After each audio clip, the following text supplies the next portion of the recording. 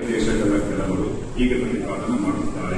ಈಗ ಪ್ರಕೃತಶ್ಚ ಅನ್ನುವ ಈ ಅಧಿಕರಣವು ತಮ್ಮನಿಗೆ ಉಪಾದಾನ ಕಾರಣತ್ವವನ್ನು ಪ್ರತಿಪಾದನೆ ಮಾಡುತ್ತಾ ಇದೆ ಎಂಬುದಾಗಿ ಅದನ್ನು ನಿರಾಕರಣೆ ಮಾಡುವುದಾಗಿ ಈಗ ಮೊದಲಿಗೆ ಅವರು ಸಿದ್ಧಾಂತವನ್ನು ಅನುವಾದ ಮಾಡುತ್ತಾರೆ. ಈಗ ಅದು ಹೇಗೆ ಅಂದರೆ ಓಂ ಜನ್ಮಾದಿರತಃ ಓಂ ಅನ್ನುವ ಸೂತ್ರದಲ್ಲಿ ಬ್ರಹ್ಮನು ಜಗತ್ತಿಗೆ ಕಾರಣವನ್ನು ಆಗಿದ್ದಾನೆಂದು ತಿಳಿಸಿದ್ದಾರೆ. ಅಲ್ಲಿ ಹೀಗೆ ಸಂದೇಹ ಬರುತ್ತದೆ, ಬ್ರಹ್ಮನು ಜಗತ್ತಿಗೆ ಉಪಾದಾನ ಕಾರಣವೋ ಅಥವಾ ನಿಮಿತ್ತ ಕಾರಣವೋ ಎಂಬುದಾಗಿ. ಟೀಕಾರಾಯರು ಸ ಈಕ್ಷಾಂ ಚಕ್ರೆ ಸ ಪ್ರಾಣಂ ಸುಜಾತ್ ಅನ್ನುವ ಶ್ರುತಿಯಿಂದ ಪರಮಾತ್ಮನು ಪ್ರಾಣಾದಿ ರೂಪವಾದ ಜಗತ್ತಿಗೆ ಕೇವಲ ನಿಮಿತ್ತ ಕಾರಣ ಆಗಿದ್ದಾನೆಯೋ ಅಂತ ಪ್ರಾಪ್ತವಾದಾಗ ಓಂ ಪ್ರಕೃತಶ್ಚ ಪ್ರತಿಜ್ಞಾದುಷ್ಟ ಅಂತ ಅನುಪರಾಧಾತ್ ಓಂ ಅನ್ನುವ ಸೂತ್ರವು ಈ ರೀತಿಯಾಗಿ ತಿಳಿಸುತ್ತದೆ.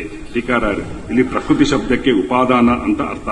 ಅಂದರೆ ಬ್ರಹ್ಮನು ಕೇವಲ ನಿಮಿತ್ತ ಕಾರಣ ಅಷ್ಟೇ ಅಲ್ಲ, ಕಿಂತು ಪ್ರಕೃತಶ್ಚ ಅಂದರೆ ಉಪಾದಾನ ಕಾರಣ ಕೂಡ ಆಗಿದ್ದಾನೆ. ಅದು ಹೇಗೆ ಅಂದರೆ ಪ್ರತಿಜ್ಞಾ ದುಷ್ಟಾಂತ ಅನುಪರದ ಪ್ರತಿಜ್ಞಾ ಮತ್ತು ದುಷ್ಟಾಂತ ಇವುಗಳ ವಿರೋಧ ಬರುತ್ತದೆ. ಇದರಿಂದ ಅದು ಹೇಗೆ ಅಂದರೆ ಟೀಕಾರ ಹೀಗೆ ಹೇಳ್ತಾರೆ, ಏನು ಅಸುತಂ ಭವತಿ ಅಮತಂ ಮತಂ ಅವಿಜ್ಞಾತಂ ವಿಜ್ಞಾತಂ ಅನ್ನುವ ಶ್ರುತಿಯಲ್ಲಿ ಬ್ರಹ್ಮನ ಜ್ಞಾನದಿಂದ ಎಲ್ಲಾ ಜಗತ್ತಿನ ಜ್ಞಾನ ಆಗುತ್ತದೆ ಅಂತ ಪ್ರತಿಜ್ಞಾ ಇದೆ. ಬ್ರಹ್ಮನು ಉಪಾದಾನ ಕಾರಣ ಅಂತ ಒಪ್ಪದೆ ಇದ್ದರೆ ಆಗ ಈ ಪ್ರತಿಜ್ಞಾ ಉಪಾಯವನ್ನು ಆಗೋದಿಲ್ಲ. ಯಾಕಂದರೆ ಟೀಕಾರ ಮುಂದೆ ಹೇಳ್ತಾರೆ, ಒಂದರ ಜ್ಞಾನದಿಂದ ಎಲ್ಲಾದರೂ ಜ್ಞಾನ ಆಗಬೇಕು ಅಂದರೆ ಕಾರ್ಯ ಮತ್ತು ಕಾರಣಗಳಲ್ಲಿ ಅಭೇದ ಇರಬೇಕು. ಉಪಾದಾನ ಕಾರಣ ಇದ್ದಾಗ ಮಾತ್ರ ಕಾರ್ಯಕಾರಣಗಳಲ್ಲಿ ಅಭೇದ ಕಂಡಿದೆ, ಹೊರತು ನಿಮಿತ್ತ ಕಾರಣದಿಂದ ಅಲ್ಲ. ದೃಷ್ಟಾಂತಕ್ಕೆ ಮುನ್ನು ಘಟಕ್ಕೆ ಉಪಾದಾನ ಕಾರಣ ಆಗಿದೆ. ಇಲ್ಲಿ ಮೃತ್ ಕಾರಣ, ಘಟ ಕಾರ್ಯ. ಇಲ್ಲಿ ಈ ಕಾರ್ಯಕಾರಣಗಳಲ್ಲಿ ಅಭೇದ ಇದ್ದರಿಂದ ಮಣ್ಣಿನ ಜ್ಞಾನದಿಂದ ಮೃಣ್ಮಯವಾದ ವಸ್ತುವಿನ ಜ್ಞಾನ ಆಗುತ್ತದೆ. ಅದೇ ರೀತಿಯಾಗಿ ಬ್ರಹ್ಮನ ಜ್ಞಾನದಿಂದ ಜಗತ್ತಿನ ಜ್ಞಾನ ಆಗುತ್ತೆ. ಅಂದರೆ ಬ್ರಹ್ಮನಿಗೆ ಮತ್ತು ಜಗತ್ತಿಗೆ ಅಭೇದವನ್ನು ಒಪ್ಪಿ ಬ್ರಹ್ಮನ ಉಪಾದಾನ ಕಾರಣ ಅಂತ ಒಪ್ಪಿದ್ದಾಗ ಮಾತ್ರ ಈ ಪ್ರತಿಜ್ಞಾ ವಾಕ್ಯವು ಸರಿಯಾಗಿ ಹೋಗುತ್ತದೆ. ನಿಮಿತ್ತ ಕಾರಣ ಅಂತಂದರೆ ಈ ಪ್ರತಿಜ್ಞಾ ವಾಕ್ಯವು ಕೂಡುವುದಿಲ್ಲ. ಯಾಕಂದ್ರೆ ನಿಮಿತ್ತ ಕಾರಣಕ್ಕೆ ಮತ್ತು ಕಾರ್ಯಕ್ಕೆ ಅಭೇದ ಇರುವುದಿಲ್ಲ, ಕಿಂತು ಭೇದನೇ ಇರುತ್ತದೆ. ಅದಕ್ಕೆ ಪರಮಾತ್ಮನು ಜಗತ್ತಿಗೆ ಉಪಾದಾನ ಕಾರಣ ಅಂತ ಹೇಳಬೇಕು. ಹೀಗೆ ಮಾಯಾವಾದಿಗಳು ಅನೇಕ ಸೂತ್ರ ಶ್ರುತಿ ಪ್ರಮಾಣಗಳಿಂದ ಬ್ರಹ್ಮನಿಗೆ ಉಪಾದಾನ ಕಾರಣತ್ವವನ್ನು ಪ್ರತಿಪಾದನೆ ಮಾಡಿದಾಗ ಅದನ್ನು ಶ್ರೀಮದಾಚಾರ್ಯರು ನಿರಾಕರಿಸುತ್ತಾರೆ. ನಚ ಪ್ರಕೃತಿ ಶಬ್ದೇನ ಬ್ರಹ್ಮೋಪಾದಾನ ಮುಚ್ಚತೆ. ಪ್ರಕೃತಿ ಶಬ್ದದಿಂದ ಬ್ರಹ್ಮನಿಗೆ ಉಪಾದಾನ ಕಾರಣತ್ವವನ್ನು ಹೇಳಲಿಲ್ಲ ಇಲ್ಲಿ. ಹಾಗೆ ಅದು ಹೇಗೆ ಅಂದರೆ ಪ್ರಮಾಣಸ್ಥರ ವಿರೋಧ ಇರುವಾಗ ಸೂತ್ರಾತಂತು ಆಗೋದಿಲ್ಲ.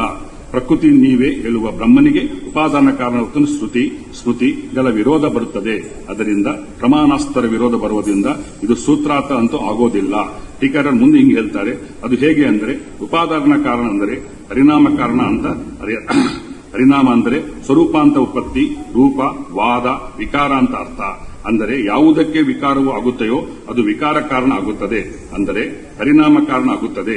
ಈಗ ಶ್ರುತಿ ಸ್ಮೃತಿಗಳ ಬ್ರಹ್ಮನಿಗೆ ನಿರ್ವಿಕಾರತ್ವವನ್ನೇ ಹೇಳುತ್ತಾ ಇದೆ, ಹೊರತು ವಿಕಾರತ್ವವನ್ನು ಹೇಳುತ್ತಾ ಇಲ್ಲ. ಅದನ್ನೇ ತಿಳಿಸಿಕೊಟ್ಟ ಶ್ರೀಮದಾಚಾರ್ಯರು. ಅನುವ್ಯಾಖ್ಯಾನ ಈ ರೀತಿ ಅನುವ್ಯಾಖ್ಯಾನ ಏನ್ ಹೇಳ್ತಾರಂದ್ರೆ, ಈ ರೀತಿಯಾಗಿ ಶ್ರುತಿ ಸ್ಮೃತಿಗಳಲ್ಲಿ ಪರಮಾತ್ಮನಿಗೆ ನಿರ್ವಿಕಾರತ್ವವನ್ನು ಹೇಳಿದ್ದಾರೆ, ಹೊರತು ವಿಕಾರವನ್ನು ಹೇಳಲಿಲ್ಲ. ಒಂದು ವೇಳೆ ನೀವು ನಿರಾಕಾರತ್ವವನ್ನು ಪ್ರತಿಪಾದನೆ ಮಾಡಿದರೆ ಆಗ ಈ ಸ್ಮೃತಿಗಳ ವಿರೋಧ ಬರುತ್ತದೆ. ಅದೇ ರೀತಿಯಾಗಿ ಯುಕ್ತಿ ವಿರೋಧವೂ ಕೂಡ ಬರುತ್ತದೆ ಎಂಬುದಾಗಿ ತೋರಿಸುತ್ತಾರೆ. ಮುಂದೆ ಹೇಳ್ತಾರೆ, ಜಗತ್ತಿನಲ್ಲಿ ಎರಡು ತರಹ ವಿಕಾರಗಳಿವೆ, ಧರ್ಮ ವಿಕಾರ, ಧರ್ಮಿ ವಿಕಾರ. ಇದನ್ನು ಸ್ಪಷ್ಟ ವಿವರಿಸುತ್ತಾರೆ. ಪರಿಣಾಮವು ಎರಡು ವಿಧವಾಗಿದೆ, ವಿಶೇಷ ವ್ಯಾಪ್ತಿ, ವಿಶೇಷಿ ಪರಿವರ್ತ. ಇಲ್ಲಿ ವಿಶೇಷ ವ್ಯಾಪ್ತಿ ಅಂತಂದರೆ ಧರ್ಮನೀ ತಾವತಸ್ತೇವ ಸತಿ ಧರ್ಮ ಮಾತ್ರ ಪರಿವರ್ತನಂ. ಅಂದರೆ ಧರ್ಮಿ ಹೀಗೆ ಇರುವುದರಿಂದ ಹಾಗೇ ಇರುತ್ತದೆ, ಅದರಲ್ಲಿ ಇದ್ದ ಧರ್ಮ ಮಾತ್ರವು ಪರಿಣಾಮ ಹೊಂದುವುದು. ಮತ್ತು ವಿಶೇಷಿ ಪರಿವರ್ತಿ ಅಂದರೆ ಧರ್ಮನಿ ಏವ ಪರಿವರ್ತನಂ, ಧರ್ಮನಿ ಪರಿಣಾಮ ಹೊಂದುವುದು. ಈ ಎರಡು ವಿಕಾರಗಳು ಪರಾಧೀನ ಆಗಿದೆ. ಅಂದರೆ ಪರಾಧೀನ ವಿಶೇಷ ಅಪ್ತಿ, ಪರಾಧೀನ ವಿಶೇಷಿ ಪರಿವರ್ತ. ಎರಡುಗಳು ಮತ್ತು ಅನಿವೃತ್ತ ಬೋಧನೆಯಿಂದ ಎರಡು ವಿಧವಾಗಿದೆ. ಕೊನೆಗೆ ಹೀಗೆ ಹೇಳಬಹುದು, ಪರಾಧೀನ ಅನಿವೃತ್ತ ವಿಶೇಷ ಅಪ್ತಿ, ಪರಾಧೀನ ನಿವೃತ್ತ ಪ್ರಾಪ್ತಿ, ಪರಾಧೀನ ಅನಿವೃತ್ತ ವಿಶೇಷ ಪರಿವರ್ತ, ಪರಾಧೀನ ನಿವೃತ್ತ ವಿಶೇಷ ಪರಿವರ್ತಿ ಎಂಬುದಾಗಿ ಇವಾಗಲೇ ದೃಷ್ಟಾಂತವನ್ನು ತಿಳಿಸುತ್ತಾರೆ. ಪರಾಧೀನ ನಿವೃತ್ತ ವಿಶೇಷ ಪ್ರಾಪ್ತಿ. ಟೀಕಾರಾಯರು ದೃಷ್ಟಾಂತ ಆಮ್ರಫಲ, ಶ್ಯಾಮ ಅಮ್ರಫಲವು ಪೀತರೂಪ ಆಗಿ ಪರಿಣಾಮ ಹೊಂದುತ್ತದೆ. ಇಲ್ಲಿ ಧರ್ಮಿ ಆದ ಅಮ್ರಫಲವು ಇದ್ದಂಗೆ ಇದೆ, ಆದರೆ ಧರ್ಮವಾದ ರೂಪ ಪರಿಣಾಮ ರೂಪೊಂದಿದೆ. ಈ ಪರಿಣಾಮಕ್ಕೆ ಸೂರ್ಯನು ತಾಪವು ಕಾರಣವಾಗಿದೆ, ಅದರಿಂದ ಇದು ಪರಾಧೀನವಾಗಿದೆ. ಮತ್ತು ಪೀತತ್ವವನ್ನು ಹೊಂದಿರುವ ಫಲವು ಮತ್ತು ನಿವೃತ್ತವಾಗಿ ಪೂರ್ವ ಪರಿಣಾಮವಾದ ಶ್ಯಾಮರೂಪವನ್ನು ಹೊಂದುವುದಿಲ್ಲ. ಈ ಕಾರಣ ಈ ಪರಿಮಾಣವು ಅನಿವೃತ್ತಿವಾಯಿತು. ಈ ರೀತಿಯಾಗಿ ಈ ಪರಿಮಾಣಕ್ಕೆ ಪರಾಧೀನ ನಿವೃತ್ತ ವಿಶೇಷ ವ್ಯಾಪ್ತಿ ಎಂದು ಹೆಸರು. ಪರಾಧೀನ ನಿವೃತ್ತಿ ವಿಶೇಷ ವ್ಯಾಪ್ತಿ ಇದಕ್ಕೆ ದೃಷ್ಟಾಂತ ಸುವರ್ಣ. ಅದು ಹೇಗೆ ಅಂದರೆ, ಕುಂಡಲದ ಆಕಾರದಲ್ಲಿ ಇರುವ ಸುವರ್ಣವು ಕಟ್ಟಿಕದಲ್ಲಿ ಆಕಾರವಾಗಿ ಪರಿಣಾಮ ಹೊಂದುತ್ತದೆ. ಈ ಧರ್ಮಿ ಆದ ಸುವರ್ಣವು ಒಗದಿ ಹಾಗೆ ಇರುತ್ತದೆ, ಆದರೆ ಧರ್ಮವಾದ ರೂಪವು ಮಾತ್ರ ಪರಿಮಾಣ ಹೊಂದುತ್ತದೆ ಮತ್ತು ಈ ಪರಿಣಾಮವು ಸುವರ್ಣಾಕಾರನ ಅಧೀನವಾಗಿದೆ. ಮತ್ತು ಇಲ್ಲಿ ಕಟಕದಂತ ಪರಿಣಾಮವು ಹೊಂದಿರುವ ಸುವರ್ಣವು ಮತ್ತೆ ಕುಂಡಲಾಕಾರವಾಗಿ ಪರಿಣಾಮ ಹೊಂದುವುದಿಲ್ಲ. ಇದು ಯಾಕೆ ವಿಧಿಯ ಕಾರಣ. ಈ ಪರಿಣಾಮವು ಪರಾಧೀನ ನಿವೃತ್ತಿ ವಿಶೇಷ ವ್ಯಾಪ್ತಿ ಅಂತ ತಿಳಿದು ಬರುತ್ತದೆ. ಪರಾಧೀನ ಅನಿವರ್ತಿ ವಿಶೇಷ ಪರಿವರ್ತ ಇದಕ್ಕೆ ದೃಷ್ಟಾಂತ ಹಾಲು ಮೊಸರು. ಇಲ್ಲಿ ಧರ್ಮಿ ಆದ ಹಾಲು ಮೊಸರು ಇದ್ದಂತೆ ಪರಿಣಾಮ ಹೊಂದುತ್ತದೆ, ಇದು ವಿಶೇಷ ಪರಿವರ್ತ ಆಯಿತು. ಮತ್ತೆ ಮೊಸರು ಹಾಲು ಇದ್ದಂತೆ ಪರಿಣಾಮ ಹೊಂದುವುದಿಲ್ಲ, ಆ ಕಾರಣ ಇದು ಪರಾಧೀನ ನಿವೃತ್ತ ವಿಶೇಷ ಪರಿವರ್ತ ಆಯಿತು. ಇದು ನಾಲ್ಕನೇದು ಪರಾಧೀನ ನಿವೃತ್ತ ವಿಶೇಷ ಪರಿವರ್ತ. ಇದಕ್ಕೆ ದೃಷ್ಟಾಂತ ಕುಲ್ಪವು ತಾರದಂತೆ ಪರಿವಾರ ಹೊಂದುತ್ತದೆ. ಇಲ್ಲಿ ಕುಲ್ಯ ಅಂದರೆ ತಾಮ್ರ, ತಾರ ಅಂದರೆ ರಜತ. ಇಲ್ಲಿ ತಾಮ್ರವನ್ನು ಔಷಧಿಗಳಿಂದ ಹಾಕಿ ರಜತಿದ್ದಂತೆ ಪರಿಣಾಮವು ಕೊಡುವಂತೆ ಮಾಡುತ್ತಾರೆ, ಅದಕ್ಕೆ ಈ ಪರಿಣಾಮವು ಪರಾಧೀನವಾಯಿತು. ಮತ್ತು ಪ್ರಬಲವಾದ ಔಷಧಿಗಳಿಂದ ರಜತವನ್ನು ತಾಮ್ರವನ್ನಾಗಿ ಪರಿಣಾಮ ಹೊಂದುವಂತೆ ಮಾಡಬಹುದು. ಆ ಕಾರಣ ಈ ಪರಿಣಾಮವು ಪರಾಧೀನ ನಿವೃತ್ತಿ ವಿಶೇಷ ಪರಿವರ್ತ ಎಂದು ಕರೆಯುತ್ತಾರೆ. ಈ ರೀತಿಯಾಗಿ ಪ್ರಪಂಚದಲ್ಲಿ ಈ 4 ಪರಿಣಾಮಗಳನ್ನು ಇದ್ದ ಮತ್ತೊಂದು ಪ್ರಕಾರ ಪರಿಣಾಮವೂ ಇಲ್ಲ. ಆಯಿತು. ಈ 4 ಪರಿವಾರದಲ್ಲಿ ಪ್ರಕಾರವನ್ನು ಪ್ರತಿಪಾದನೆ ಮಾಡುವುದರಿಂದ ಏನು ಹೇಳ್ತಾಯಿತು ಅಂತ ಹೇಳಿದರೆ ಅದಕ್ಕೆ ಶ್ರೀ ಮದಾಚಾರ್ಯರು ತಿಳಿಸುತ್ತಾರೆ. ಅನ್ವಾಕ್ಯ ನೈವ ಸಸ್ಯಾಥರೇ ಕ್ವಚಿತ್ ಅಂದರೆ ಹಿಂದೆ ಪ್ರತಿಪಾದನೆ ಮಾಡಿರುವ ವಿಚಾರಗಳಲ್ಲೂ ಎಲ್ಲವೂ ಕೂಡ ಪರಾಧೀನವಾಗಿದೆ.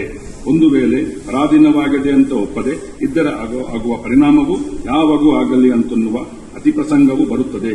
ಆ ಕಾರಣ ಎಲ್ಲವೂ ಪರಾಧೀನವಾಗಿದೆ ಅಂತ ಒಪ್ಪಲೇಬೇಕು. ಈಗ ಬ್ರಹ್ಮನು ಉಪಾದಾನಕಾರನಾಗಿದ್ದಾನೆ ಅಂತ ಒಪ್ಪಿದರೆ ಅವನಿಗೆ 4 ವಿಕಾರಗಳಲ್ಲಿ ಒಂದು ವಿಕಾರವನ್ನು ಒಪ್ಪಲೇಬೇಕು.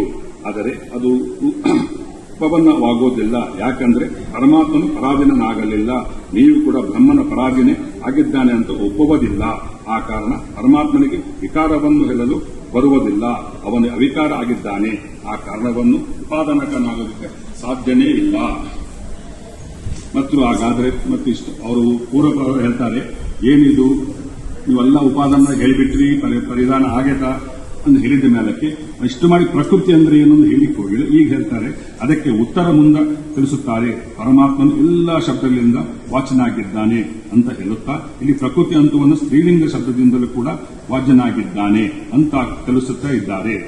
ಇದೇ ರೀತಿಯಾಗಿ ಅನೇಕ ಪ್ರಮಾಣ ವಿರೋಧವನ್ನು ಕೊಡುತ್ತಾ ಪರರೂಪು ಹೇಳುತ್ತಿರುವ ತಮ್ಮನ್ನು ಉಪಾದಾನಕನಾಗಿದ್ದಾನೆ ಅಂತ ಅನ್ನುವ ಮಾತನ್ನು ಖಂಡಿಸುತ್ತಾ ಲಿಂಗಾಚಾರ್ಯರು ಮತ್ತು ಟೀಕಾರಾಯರು ಇಬ್ಬರು ಖಂಡಿಸುತ್ತಾ ಇದ್ದಾರೆ. ಹಾಗೆ ಇಷ್ಟು ಹೇಳಿ ಮುಂದೆ ನಂದು ಒಂದು ಎಕ್ಸ್ಟ್ರಾ ಹೇಳದಿದೆ. ಈ ಅನುವಾಕ್ಯ ಸುಧಾದಲ್ಲಿ 4 ಅಧ್ಯಾಯಗಳಿವೆ. ಅದರಲ್ಲಿ 4 ಅಧ್ಯಾಯದಲ್ಲಿ ಒಂದೊಂದು ಅಧ್ಯಾಯಕ್ಕೆ 4 ಪಾಠಗಳಿವೆ. ಮೊದಲನೇ ಅಧ್ಯಾಯದಲ್ಲಿ ಸಮನ್ವಯವಾದ ಪಾದ. ಮೊದಲನೇದು ಅನ್ಯತ್ರ ಪ್ರಸಿದ್ಧ ನಾಮಾತ್ಮಕ ಶಬ್ದ ಸಮನ್ವಯ ಪಾದ. ಎರಡನೇದು ಅನ್ಯತ್ರ ಪ್ರಸಿದ್ಧ ಲಿಂಗಾತ್ಮಕ ಶಬ್ದ ಸಮನ್ವಯ ಪಾದ. ಮೂರನೇದು ಉಭಯತ್ರ ಪ್ರಸಿದ್ಧ ನಾಮಾತ್ಮಕ ಲಿಂಗಾತ್ಮಕ ಶಬ್ದ ಸಮನ್ವಯ ಪಾದ. ನಾಲ್ಕನೇದು ಅನ್ಯತ್ರ ಪ್ರಸಿದ್ಧ ನಾಮಾತ್ಮಕ ಲಿಂಗಾತ್ಮಕ ಶಬ್ದ ಸಮನ್ವಯ ಪಾದ. ಹಿಂಗೆ ಎರಡನ್ನೂ ಅಧ್ಯಾಯದಲ್ಲಿ ಅಂಗಡಿ 4 ಒಟ್ಟಿಗೆ ಅವಿರೋಧ ಅಧ್ಯಾಯ. ಒಂದು ಯುಕ್ತಿ ಪಾದ, ಎರಡೂ ಸಮಯ ಪಾದ. ಮೂರನೇದು ಸ್ಮೃತಿ ಅವಿರೋಧ ಪಾದ, ನ್ಯಾಯೋಪೀತ ಸ್ತುತಿ ಅವಿರೋಧ ಪಾದ. ಅಂದ್ರೆ 4 ಪಾದಗಳಿವೆ. ಅದರಲ್ಲಿ ಅಧ್ಯಾಯ ಹೆಸರು ಸಾಧನಾ ಅಧ್ಯಾಯ. ಮೊದಲನೇದು ವೈರಾಗ್ಯ ಪಾದ, ಎರಡನೇದು ಭಕ್ತಿ ಪಾದ, ಮೂರನೇದು ಉಪಾಸನ ಪಾದ, ಅಪರೋಕ್ಷ ಜ್ಞಾನ ಪಾದ. 4 ಪಾದಗಳಾಗಿವೆ. 4ನೇ ಅಧ್ಯಾಯದಲ್ಲಿ ಫಲಾಧ್ಯಾಯ ಪಾದ, ಫಲಾಧ್ಯ ಅಧ್ಯಾಯ. ಮೊದಲನೇದು ಕರ್ಮಕ್ಷ ಪಾದ, ಉತ್ಕ್ರಾಂತಿ ಪಾದ, ಮಾರ್ಗಪಾದ, ಭೋಗ ಪಾದ. ಈ 4 ಪಾದಗಳಿಂದ ಮೊತ್ತಿಗೆ 16 ಪಾದಗಳಾಗಿವೆ. ಅದಾಗ ಅನೇಕ ಸುದ್ದಿಗಳು ಪರಿಕಾರಣಗಳು ಅವೆ. ಇದೆಲ್ಲಾಗಿಂತ ನನ್ನ ತಿಳಿದಿದ್ದು ನೀವು ಬೇಕಾಗಿದೆ ನಾವು ಪರಮತ ಖಂಡನ ಮಾಡುವಾಗ ಅವ್ರ ಭಾಷೆದಿಂದೇ ಅವ್ರನ್ನ ಖಂಡನ ಮಾಡಿದ್ವಿ. ಸ್ವಮತ ಮಾಡೋ ಕಾಲಕ್ಕ ನಮ್ದು ಎಲ್ಲ ಪ್ರಮಾಣ ಕೊಡೋ ಕಾಲಕ್ಕ ವೇದ ಪುರಾಣಗಳಿಂದ ಇತ್ಯಾದಿ ಪ್ರಮಾಣಗಳಿಂದ ನಾವು ಸ್ವಮತ ಸ್ಥಾಪನೆ ಮಾಡಿವಿ ಅಂತ ತಿಳಿಸಿದ್ದೀನಿ. ನನ್ನ ಅನುಮಾನ ಇದು.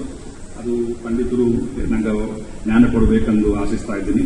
ಇದಲ್ಲದೆ ನಮಗಿಷ್ಟು ದೂರ ನಮ್ಮ ತಂದೆ ತಾಯರ ಆಶೀರ್ವಾದದಿಂದ ನಮ್ಮ ತಂದೆಯವರಲ್ಲಿ ಮಾಡಿದ್ದ ಆಚಾರ್ಯ ಪಾಠ ತಿಳಿದಿದ್ದಾರೆ. ಆಚಾರ್ಯದಂಗೆ ನಮ್ಮ ತಂದೆಯವರು, ನಾನು, ರಾಘವ 3 ಮಂದಿ ಆಚಾರ್ಯ ಪ್ರಾಯ ಮೊದಲು ಸಾರೇನೋ 3 ಜನರೇಷನ್ಸ್ ಇಲ್ಲೇ ಪಾಠಕ್ಕೆ ಬಂದಿದ್ದೀವಿ. ಹಾಗೆ ಗುರುಗಳು ಆದ ನಮ್ಮ ಆಚಾರ್ಯರು, ಪರಮ ಗುರುಗಳು ಆದ ಮುಂಬೈ ಆಚಾರ್ಯರು, ಸತ್ಯಾತ್ಮಕರು, ಪರಂಪರಾಯತಿಗಳಾಗಿದ್ದ ಎಲ್ಲರಿಗೂ, ವಿಶೇಷತ ಟೀಕಾರಾಯರಿಗೂ, ಹಾಗೆ ನಮ್ಮ ಭಾರತೀಯ ಮುಖ್ಯ ಪ್ರಾಣಗತ ನಮ್ಮ ಕುಲದೇವಿಯಾದ ಚಂದ್ರಲಾ ಪರಮೇಶ್ವರಿ ಆದ ಅಭಿನ್ನವರ ಮಹಾಲಕ್ಷ್ಮಿ, ಹಾಗೆ ಅವರು ನಮ್ಮ ಕುಲದೇವರು ಶ್ರೀನಿವಾಸ ದೇವರಲ್ಲಿ ನಾನು 2 ಮಾತುಗಳನ್ನು ಸಮರ್ಪಣೆ ಮಾಡ್ತಿದ್ದೀನಿ. ಶ್ರೀಕೃಷ್ಣಾರ್ಪಣ.